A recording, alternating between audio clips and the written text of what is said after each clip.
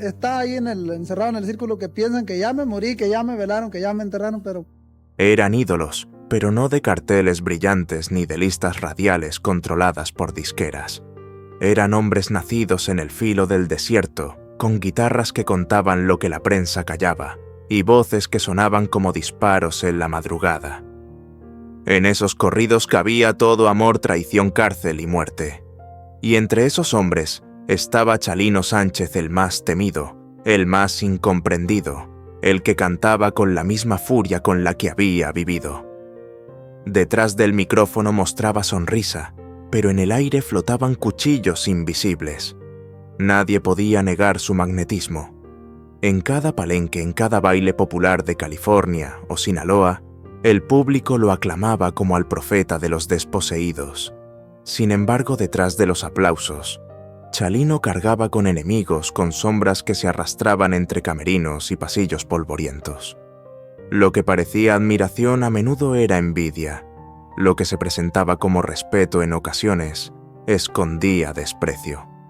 En los años más intensos de su carrera, cuando aún llenaba salones de baile y los casetes con su nombre circulaban como reliquias prohibidas en los tianguis de California y Sinaloa, se cuenta que Chalino dejó escapar una confesión en una charla íntima, lejos de los reflectores.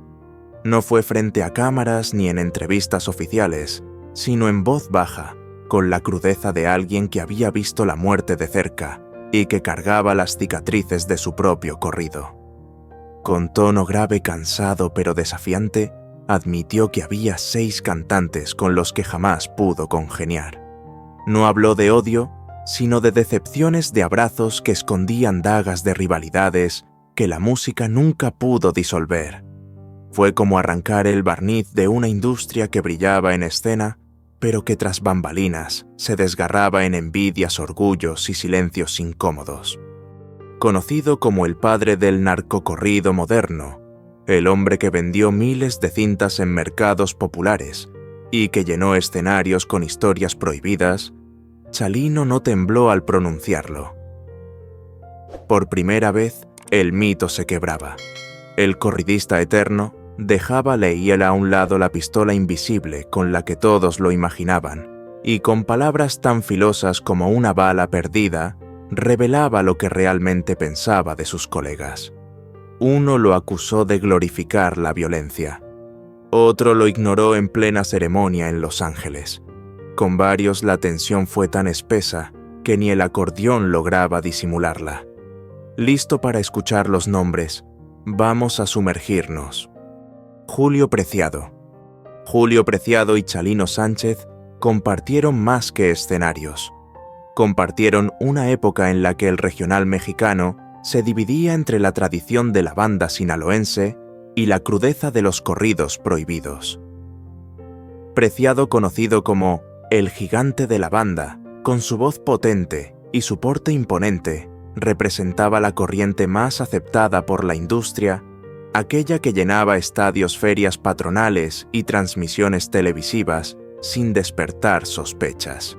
Chalino, en cambio, venía de otra trinchera, la de los casetes vendidos en las calles, las historias de sangre y venganza que circulaban de mano en mano como secretos prohibidos.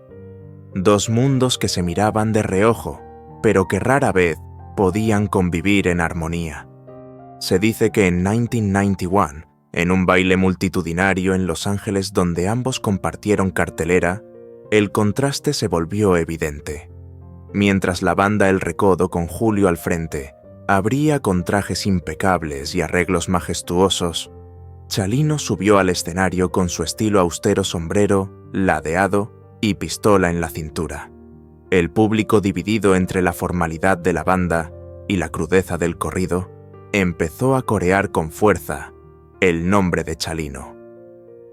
Para muchos fue solo una muestra de pasión popular, pero en los pasillos se comentaba que Preciado no lo tomó con gracia. Ese hombre confunde violencia con música, habría dicho en voz baja, reflejando el abismo entre sus concepciones del arte. La rivalidad no era de ventas, ambos vendían miles de copias, sino de valores. Para Julio, la música debía conservar elegancia herencia de la tradición sinaloense que se había pulido durante décadas en estudios y palenques. Para Chalino, en cambio, la autenticidad estaba en narrar la vida como era dura, brutal, sin maquillaje. No había ensayos de metales ni coreografías de escenario. Había cicatrices, cárceles y venganzas cantadas con voz ronca. Esa diferencia se volvió una grieta imposible de cerrar. En entrevistas posteriores, Preciado jamás nombró directamente a Chalino, pero era imposible no notar las indirectas. Hablaba de cantantes improvisados que nunca deberían estar en un escenario de corridos que hacen daño a la juventud. Los seguidores de Chalino lo interpretaban como un ataque disfrazado. Chalino, fiel a su estilo, no respondía en público, pero en aquella conversación íntima, la misma en la que nombró a 6 cantantes que nunca soportó, dejó claro que Julio estaba en la lista.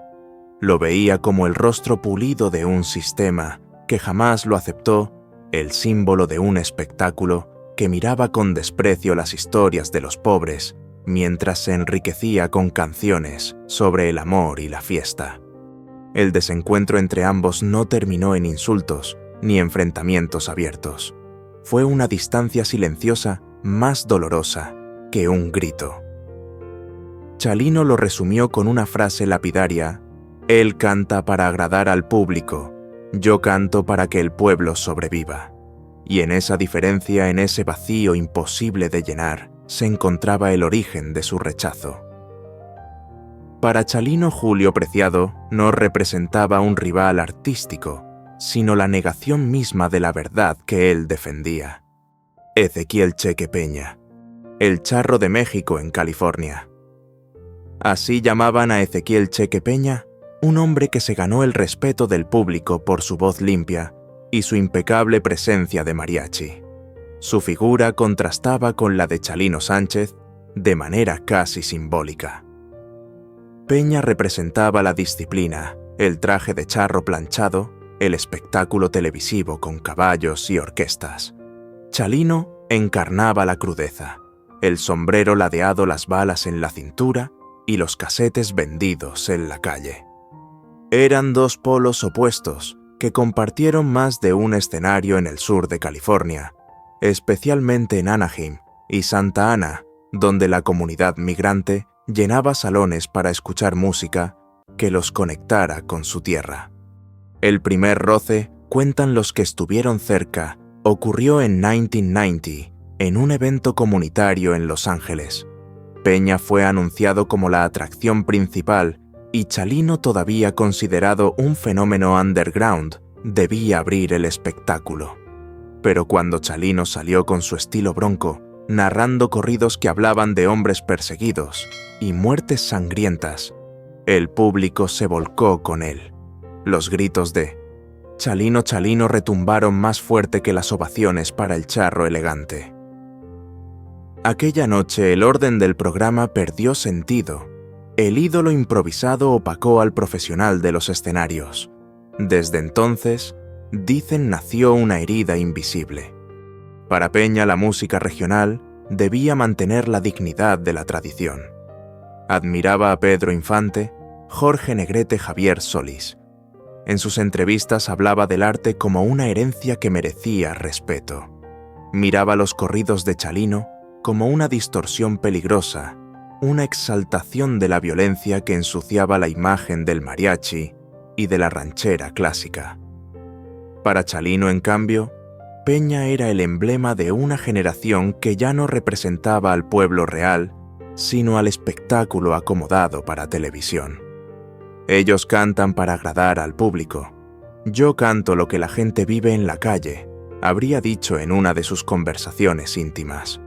El desencuentro no se limitó a estilos musicales. Hubo gestos pequeños pero elocuentes. En una ceremonia en Pico Rivera, cuando Chalino se acercó a saludarlo, Peña apenas respondió con un gesto frío, sin palabras. Para Chalino, acostumbrado a la rudeza, pero también al código de respeto entre hombres, aquello fue más hiriente que un insulto abierto. Se lo guardó como guardaba casi todo, pero la espina quedó clavada. El contraste entre ambos se hizo más evidente con el tiempo. Mientras Peña aparecía en televisión, montado en caballos pura sangre, Chalino seguía recorriendo barrios con su caja de casetes. Uno representaba la versión oficial domesticada y respetada de la música mexicana. El otro, la voz indomable que narraba lo que nadie quería escuchar. No podían convivir en el mismo espacio sin que la tensión se hiciera insoportable. Cuando Chalino reveló en esa confesión íntima los nombres de los cantantes que jamás pudo soportar, Ezequiel Peña estuvo entre ellos. No porque le negara talento, sino porque lo veía como la cara educada de una música que le había dado la espalda al pueblo. Para Chalino el charro impecable no era enemigo personal, sino el símbolo de una traición más profunda, la de olvidar la verdad áspera, en nombre de la apariencia. Graciela Beltrán. De todos los nombres que aparecieron en aquella confesión íntima de Chalino Sánchez, quizá el más sorprendente fue el de Graciela Beltrán, la reina del pueblo joven. Aquella joven de voz cristalina, que parecía destinada a conquistar tanto México como Estados Unidos, no solo compartió escenario con él, sino que incluso grabaron juntos un álbum, Juntos Cantan a México, con mariachi. Para el público esa unión fue un símbolo de fraternidad artística. Para Chalino, con el paso del tiempo, se convirtió en el reflejo de una herida disfrazada de éxito. Graciela era el rostro aceptable de una nueva generación femenina en la música regional. Con apenas 16 años, ya cantaba en televisión con mariachis, impecables estudios de grabación profesionales y el respaldo de sellos disqueros que sabían ver en ella un diamante en bruto. Chalino, en contraste, venía de otra realidad migrante, perseguido con un historial de violencia que lo acompañaba como sombra. Sus canciones eran grabadas en estudios caseros, duplicadas en casetes que circulaban de mano en los tianguis de Los Ángeles. Dos mundos que coincidieron pero que nunca pudieron mezclarse sin tensión. El problema no fue la colaboración en sí, sino lo que vino después. Se dice que en un festival en Culiacán en 1991, la organización colocó el nombre de Graciela en letras grandes y luminosas en el cartel, mientras el de Chalino aparecía relegado a una esquina como si fuera un invitado menor. En los pasillos los rumores volaron. Ella es la estrella, él, apenas un fenómeno pasajero. Aquello hirió profundamente a Chalino, quien siempre defendió que su autenticidad no necesitaba adornos. Para él lo que contaba eran las historias cantadas, no los reflectores. La distancia creció cuando comenzaron a circular comentarios sobre el desdén con que Graciela lo trataba en privado. Algunos músicos de acompañamiento contaron que en más de una ocasión ella se quejaba de que su nombre apareciera junto al de Chalino, pues consideraba que los corridos dañaban su imagen como cantante juvenil. No hubo insultos públicos, pero sí una frialdad que Chalino nunca olvidó. En una de esas charlas confidenciales, dejó escapar la frase: «Ella canta para los que sueñan, yo canto para los que sangran». Ese contraste de valores se volvió irreconciliable. Mientras Graciela representaba la esperanza de un regional mexicano más limpio y comercial, Chalino simbolizaba la crudeza de una realidad que no podía ocultarse. El público los aplaudía juntos, pero tras bambalinas los dos mundos colisionaban. El respeto aparente se convertía en silencio helado, y lo que parecía admiración mutua se deshacía en desconfianza. Por eso, cuando Chalino enumeró los nombres de los cantantes que nunca pudo soportar, incluyó a Graciela Beltrán no con rabia, sino con desencanto. Para él, ella era la encarnación de un sistema que prefería pulir la imagen antes que enfrentar la verdad. No la odiaba como persona, pero no podía aceptar lo que representaba. En esa confesión quedó claro, la herida más profunda no era la de un enemigo declarado, sino la de alguien que alguna vez estuvo a su lado y terminó simbolizando todo lo que él rechazaba. El Puma de Sinaloa. El corrido sinaloense siempre tuvo algo de jungla voces, que rugían con fuerza guitarras que marcaban territorio, y egos que chocaban como fieras en la misma arena. En esa selva apareció Chalino Sánchez con su estilo crudo, y poco después emergió otra figura que intentaba reclamar un espacio propio, el Puma de Sinaloa. Con su melena abundante, su voz potente y una actitud desafiante, parecía el reflejo domesticado de lo que Chalino representaba de manera salvaje. Ambos compartieron escenarios en fiestas patronales de Sinaloa y en bailes multitudinarios en California, y en cada encuentro, la tensión podía sentirse más densa que el humo de las pistolas en un corrido prohibido. La rivalidad nunca se declaró abiertamente, pero bastaba ver cómo se miraban desde los extremos del cartel. El Puma, con un estilo más cercano a la banda y al espectáculo televisivo, era presentado como la nueva sensación sinaloense, mientras que Chalino seguía siendo el hombre del pueblo ese, que vendía casetes en los tianguis y narraba historias que nadie más se atrevía a cantar. El choque de mundos se volvió inevitable. En un baile en Tijuana, en 1991, los organizadores cometieron el error de programarlos en el mismo bloque. El Puma salió primero con trajes brillantes y un mariachi afinado, y logró arrancar aplausos.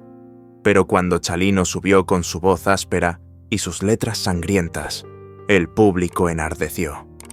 Algunos gritaban su nombre con tanta fuerza que opacaron al Puma, y lo que debía ser una noche de celebración se convirtió en un duelo tácito. Cuentan los músicos que en los camerinos apenas cruzaron palabras. El Puma molesto comentó que eso no era música, era puro escándalo. Chalino, fiel a su estilo, no respondió frente a todos, pero en privado dejó claro que aquel cantante no representaba la autenticidad sinaloense, sino una versión maquillada para agradar a empresarios y promotores. Para él, el Puma no era un enemigo personal, sino un espejo deformado de lo que la industria quería fabricar, un corridista sin cicatrices, un intérprete de historias que nunca había vivido. La tensión volvió a repetirse en Los Ángeles durante un festival en Pico Rivera. Esa vez, un sector del público coreó el nombre de Chalino, mientras el Puma aún estaba en escena. Lo que para los seguidores era simple entusiasmo para el orgullo del artista, fue una afrenta. Desde entonces, las distancias se hicieron irreconciliables. No hubo insultos en entrevistas, pero sí un silencio cargado de desprecio mutuo. Cuando Chalino confesó los nombres de aquellos cantantes que nunca pudo soportar, el Puma de Sinaloa apareció en su lista como símbolo de esa rivalidad sin tregua. No lo mencionó con odio, sino con una mezcla de resignación y desdén. «Cantan como si fueran leones», dijo una vez en voz baja, «pero nunca han cazado en la selva». Para Chalino esa frase lo resumía todo detrás de la melena, y la fuerza vocal no había la verdad áspera que el corrido exigía. Saúl Viera el Gavilancillo.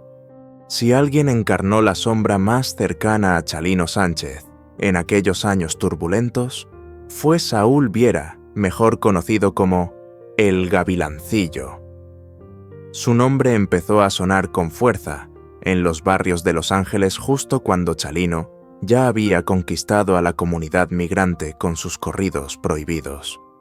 Ambos compartían escenarios en salones de baile, ferias locales y palenques improvisados, y desde el principio quedó claro que no podían ocupar el mismo espacio sin encender una chispa de rivalidad. El Gavilancillo era joven, carismático y audaz. Sus canciones retomaban la misma vena de violencia y desamor que habían hecho famoso a Chalino, pero con un estilo más pulido, con arreglos que buscaban sonar mejor en la radio.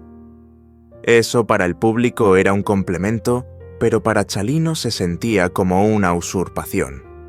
«Está cantando mi vida como si fuera suya», habría comentado una vez en privado, convencido de que Viera no había vivido las tragedias que narraba sino que simplemente las utilizaba como disfraz. En 1991 coincidieron en un baile multitudinario en Linwood, California. Los organizadores, conscientes de que ambos atraían a multitudes, decidieron colocarlos en la misma cartelera. La noche fue un campo de batalla. Chalino salió primero con su voz áspera y sus corridos cargados de sangre y venganza, y el público enardecido coreó cada palabra. Pero cuando subió Saúl Viera, la multitud lo recibió con el mismo fervor, casi como si fuera el heredero natural de ese movimiento.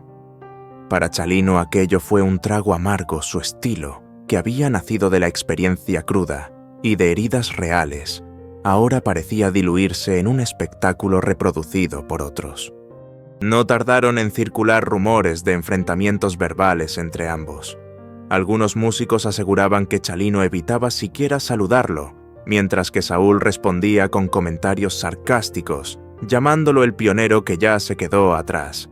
La tensión no llegó nunca a los titulares de prensa, pero entre los seguidores de la música regional era evidente, había una pugna soterrada por el trono del corrido. Lo más doloroso para Chalino no era la competencia en sí, sino la percepción de que el gavilancillo representaba la versión comercial de un género que él había forjado con sangre. Saúl tenía juventud, respaldo de empresarios y un público en expansión. Chalino, en cambio, tenía cicatrices y una autenticidad que no se podía fabricar. Esa diferencia lo consumía en silencio. Cuando Chalino reveló a las 6 figuras que nunca pudo soportar el nombre de Saúl Viera, estaba entre ellos. No lo dijo con rabia, sino con decepción. Veía en él la señal de que su propio legado corría el riesgo de ser arrebatado por imitadores más jóvenes y maleables. Canta corridos como si fueran máscaras, habría dicho con un tono grave. Y en esa metáfora estaba el reproche más fuerte para Chalino. El corrido no era un disfraz ni un negocio, sino una verdad que se llevaba en la piel. Nacho Hernández, Los Amables del Norte. Si hubo un nombre que acompañó la trayectoria de Chalino Sánchez desde sus primeros pasos en California, ese fue Nacho Hernández, acordeonista y líder de Los Amables del Norte. Durante años fueron su respaldo en el escenario, el grupo que le daba cuerpo a esos corridos, que circulaban en casetes piratas y que lo convirtieron en leyenda viva. Sin embargo, lo que empezó como hermandad musical terminó con una grieta que nunca sanó del todo. En su confesión más íntima, Chalino lo mencionó entre aquellos cantantes y músicos que jamás pudo perdonar. Los Amables del Norte no solo eran acompañantes, eran parte esencial del sonido que llevó a Chalino a conectar con miles de migrantes en Los Ángeles y en Sinaloa. Pero a medida que la fama de Chalino crecía, también crecía la incomodidad entre los músicos. Algunos decían que la figura del cantante eclipsaba el esfuerzo del conjunto y que Hernández sentía que su acordeón quedaba relegado a segundo plano frente al magnetismo casi mítico del intérprete sinaloense. La tensión se palpó en 1991 durante la grabación de Alma Enamorada. Los desacuerdos sobre arreglos y derechos de autor marcaron una distancia que, aunque silenciosa, fue irreversible. Los rumores cuentan que en más de una ocasión, Nacho Hernández comentó entre dientes que Chalino era un improvisado, un hombre que cantaba más con la garganta de la vida que con técnica. Para él aquello no era música, era ruido adornado de valentía. Chalino lo supo y, aunque nunca lo enfrentó públicamente, guardó la herida en silencio. Para un hombre que valoraba la lealtad casi tanto como la sangre, esas palabras se sintieron como una traición. La ruptura se evidenció en una presentación en Fresno, donde el público enardecido coreaba el nombre de Chalino, mientras los músicos parecían tocar con desgano. El corridista, acostumbrado a leer la tensión en cada gesto, entendió que la hermandad artística se había convertido en un contrato frágil. Aquella noche, tras bambalinas, las palabras fueron pocas, pero el silencio dijo todo.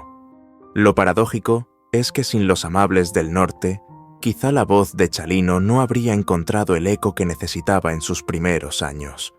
Y sin Chalino los amables no habrían alcanzado el reconocimiento que disfrutaron en la comunidad migrante. Se necesitaban, pero al mismo tiempo se repelían. Como dos fuerzas destinadas a chocar tarde o temprano, la relación se quebró. Por eso, cuando Chalino enumeró a los hombres que jamás pudo soportar el nombre de Nacho Hernández, apareció no como un enemigo externo, sino como la espina clavada en el corazón de su propia historia. Lo veía como el hermano que se convierte en extraño, como el compañero que en lugar de sostenerte, termina por dudar de ti.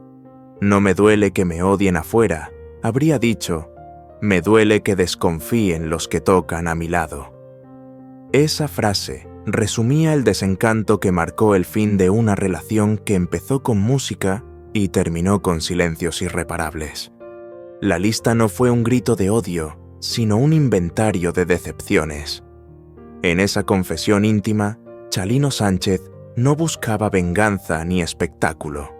Lo que revelaba era algo más profundo, la soledad de un hombre que había vivido entre la pólvora y el aplauso, y que entendía mejor que nadie que la música no siempre une, a veces divide.